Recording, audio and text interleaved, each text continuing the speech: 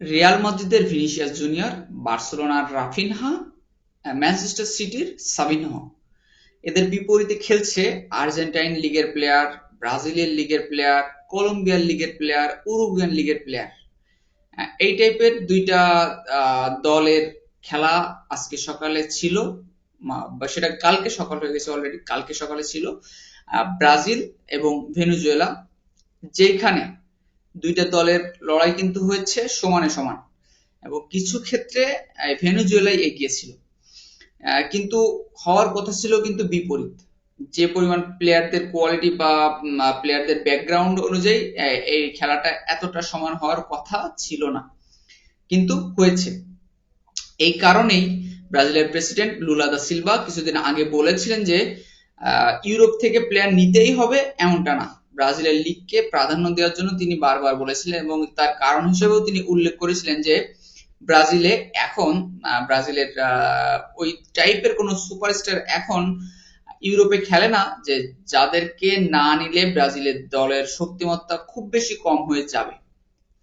না, আমি তার সাথে পুরোপুরি একমত না, কারণ ব্রাজিলে আছে, ব্রাজিলের অনেক সুপারস্টারই বর্তমানে ইউরোপে খেলে, কিন্তু খেলছে, কিন্তু সে হয়তো অতীতের সাথে তুলনা করে বলেছে এবং যেই দিক থেকে কিন্তু একেবারে সঠিক। আগের তুলনায় ব্রাজিলের বর্তমানের যে প্লেয়াররা ইউরোপে আছে তাদের কোয়ালিটি অনেক বেশি ডাউন, এবং এটা শুধু ব্রাজিল না, বেশিরভাগ দলের ক্ষেত্রে হয়তো এটা প্রযোজ্য হবে। এনিওয়ে, লুলা দা সিলভা যে একেবারে বেঠিক ছিল না সেটা কিন্তু ব্রাজিলের লিগে খেলা প্লেয়াররা প্রমাণ করেছে। যাই হোক, টাইটেল দেখে বিভ্রান্ত দরকার নেই, আমি আগেই বলে রাখি যে টাইটেলটা আমি মূলত ক্লিক বেইটের মতোই দিয়েছি। ব্রাজিল বিশ্বকাপ খেলবে, ব্রাজিল বিশ্বকাপ খেলবে, এটার গ্যারান্টি আমি দিচ্ছি 100%, ব্রাজিল বিশ্বকাপ খেলবে। তবে আমি এই ভিডিওই মোটামুটি সেকেন্ড পার্টে দেখানোর চেষ্টা করবো যে ব্রাজিলের কতটা কষ্ট হতে পারে বা তাদের পথটা কেমন দুর্গম হইতে পারে। তার আগে আমি গতকালকের ম্যাচটা নিয়ে কিছুক্ষণ কথা বলি। প্রথমত ফার্স্ট হাফে ব্রাজিল একটা গোল করে, ভেনেজুয়েলা কোনো গোল করতে পারে নাই, কিন্তু ফার্স্ট হাফ জুড়ে আধিপত্য বিস্তার করেছে ভেনেজুয়েলা। ব্রাজিল ফার্স্ট হাফে সম্ভবত দুইটা বা একটা বিগ চান্স ক্রিয়েট করছিল, দুইটা, একটা ভিনিসিয়াস মিস করছিল, একটা রাফিনা মিস করছিল, এবং ওইটাই শেষ, ফার্স্ট হাফ শেষ। কিন্তু ওই ফার্স্ট হাফে কিন্তু ভেনেজুয়েলা চান্স ক্রিয়েট করছিল চারটা বিগ চান্স, এবং যথারীতি চারটায় তারা মিস করছিল। এই সময় আমি একটা টুইট করছিলাম যে ভেনেজুয়েলা যদি গোল পোস্টের সামনে কিছুটা হলেও ক্লিনিক্যাল হতে পারে তাহলে কিন্তু তারা এই গোলটা শোধ করে দিতে পারে এবং ম্যাচে তাদের যে পরিমাণ আধিপত্য ছিল, তো তারা এই গেমটা বাঁচিয়ে ফেলতে পারে, এবং সেকেন্ড হাফে শুরুতে কিন্তু সেটা করছে তারা, যদিও ওটা বিগ চান্স ছিল না, ওটা কি বলা যায়, পার্সোনাল ব্যক্তিগত নৈপুণ্য বলা যেতে পারে। ব্রাজিল কিন্তু সেকেন্ড হাফে অনেক ভালো খেলছে। ব্রাজিল সেকেন্ড হাফে তিনটা বা দুইটা বিগ চান্স ক্রিয়েট করছে, ফার্স্ট হাফে দুইটা, সেকেন্ড হাফে দুইটা, চারটা। ব্রাজিল সেকেন্ড হাফ জুড়ে অনেক বেশি আধিপত্য বিস্তার করেছে, কারণ সেকেন্ড হাফের শুরুতে ভেনেজুয়েলা গোল করার পরে তারা ব্যাকফুটে চলে যায় না, ঠিক নিজেরা চলে আসে এবং ডিফেন্সিভ খেলে, যার ফলে দেখা যায় যে ব্রাজিল একের পর এক আক্রমণ করে। তারপরেও যে ব্রাজিলরে আমরা আগে দেখতাম পিছিয়ে পড়লে যেমনটা ক্ষুধার্ত বা আক্রমণাত্মক, ওই টাইপের ব্রাজিলটা আমরা দেখি নাই। ফলাফল যা হওয়ার তাই 1-1। পারফরমেন্সের কথা যদি বলেন, গার্সনের পারফরমেন্স ফার্স্ট হাফে ভালো ছিল, সেকেন্ড হাফে গার্বেস। সব থেকে খারাপ ছিল সম্ভবত ব্রুনো গিমারেস, খুবই খুবই খুবই খারাপ পারফরমেন্স ছিল তার। একটা বা দুইটা ম্যাজিক্যাল মোমেন্ট ছাড়া পুরো যতক্ষণ মাঠে ছিল সে হয়তো বিপরীত পক্ষের হয়ে খেলছিল, এই টাইপের কিছু মনে হয়েছে। ভিনিসিয়াসের ফার্স্ট হাফটা ভালো ছিল, সেকেন্ড হাফ খুবই খারাপ ছিল, বিশেষ করে পেনাল্টি মিস, এবং সে অন্তত তিনটা বিগ চান্স মিস করেছে, অন্তত আরো বেশি চান্স মিস করছে যদিও। রাফিনার গেমটাও খুব বেশি ভালো ছিল না, খারাপই ছিল বলা যায়। তার ওই স্টানার ফ্রি কিকটা বাদ দিলে তার গেম ভালো ছিল না। এর বাইরে সাবিনো কিছুটা প্রথম দিকে ঝলক দেখালেও পরবর্তীতে কিন্তু এভাবে ধরে রাখতে পারে নাই। ইগোর জেসুস যাই বলেন না কেন, ইগোর জিজাস এবং পরবর্তীতে যারা নামছে তাদের মোটামুটি একই টাইপের একটা ধারার ভিতর দিয়ে তারা গেছে, ওই টাইপের ঝল মানে ঝলমলে কিছু কেউ করতে পারে নাই, কারিশমাটিক কিছু কেউ করতে পারে নাই। ফুলব্যাক সমস্যা যেটা ব্রাজিলে এখনো আছে এবং হয়তো এটা খুব তাড়াতাড়ি যাবে না। ভ্যান্ডারসন খারাপ খেলেছে, তবে ভ্যান্ডারসনকে আমি চাই যে আরো বেশি সুযোগ দিক ব্রাজিল।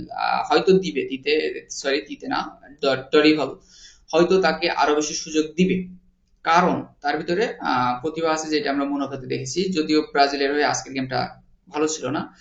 আর যদি আমরা লেফট ব্যাকের কথা বলি, আপনার সে ব্রাজিলের লেভেলের না, বা ব্রাজিলের লেভেলের কাছাকাছিও না, অনেক বিলো এভারেজ বলতে পারেন। তো ওইটা দিয়ে হবে না, নতুন কাউকে লাগবে, কায়া হেনরিক বা অন্য কাউ, যে কেউ লাগবে। আর ডিফেন্সে গ্যাব্রিয়েল মোটামুটি ঠিক ছিল, তবে মার্কোনেস অ্যাজ অলওয়েজ, যেমনটা সে পুরো ব্রাজিল ক্যারিয়ারে তার যেমন খেলেছে, আজকেও তেমনই ছিল। মানে কি বলবো, তার মতো একটা প্লেয়ার ব্রাজিল জাতীয় দলে এতদিন কিভাবে কন্টিনিউয়াসলি খেলে যাচ্ছে, এইটা নিয়ে ব্রাজিলের ইউনিভার্সিটিতে পড়ালেখা হওয়া উচিত, যে কিভাবে এই ধরনের এত বড় একটা স্ক্যাম করা সম্ভব। মার্কিউনেস। আর এর বাইরে যদি এডারসনের কথা বললি, সে কিন্তু 2টা চান্স ক্রিয়েট করছে ভেনেজুয়েলার হয়ে। যদিও ভেনেজুয়েলার স্ট্রাইকারদের বদলতে সেই 2টার একটা গোল হয় নাই, তবে 2টা চান্স কিন্তু সে নিজেই ক্রিয়েট করে দিয়েছিল। সব মিলিয়ে ব্রাজিলের পারফরমেন্স মনোভূত ছিল না, ব্রাজিলের ফ্যানদেরও না, বা কারোর মনোভূত হওয়ার কথা না। যদিও তারা অতটাও খারাপ খেলে নাই প্রথম হাফে, সেকেন্ড হাফেও মোটামুটি অনেকটা সময় তারা আধিপত্য বিস্তার করেছে, তবে আধিপত্য বিস্তার করার মাধ্যমে ব্রাজিল যেভাবে গোল আদায় করতো আগে, সেই ব্রাজিল আর নাই। এখন আসা যাক ওয়ার্ল্ড কাপ কোয়ালিফায়ারের যে পয়েন্টস টেবিল আছে সেইখানে। এতকাল সাউথ আমেরিকা থেকে ওয়ার্ল্ড কাপে যাইতো 4টা দল, এবং 5 নম্বর যে দল তারা কোয়ালিফায়ার খেলে ওয়ার্ল্ড কাপে যাইতো, যেটা ব্রাজিল গিয়েছিল 2002 সালে। এবারে এসে ওয়ার্ল্ড কাপের দল বাড়ানোর ফলে এখন থেকে এখান থেকে লাতিন আমেরিকা থেকে ওয়ার্ল্ড কাপে যাচ্ছে 6টা দল, এবং 7ম দল খেলবে ওয়ার্ল্ড কাপ কোয়ালিফায়ার।